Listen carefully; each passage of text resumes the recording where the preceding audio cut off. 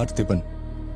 Leon யாரு எனக்கு தெரியாது சார். அது நீங்க யாரும் நினைச்சு என்கிட்ட பேசிட்டு இருக்கிறீங்க. நீங்களும் தமிழ் பேசுறீங்களேன்னு சந்தோஷத்துல நானும் சிரிச்சு பேசிட்டு இருக்கிறேன், அவ்வளவுதான். எனக்கு பொறுமை ரொம்ப ரொம்ப கம்மி கண்ணா. சோ என் நேரத்தை வீணாக்காத.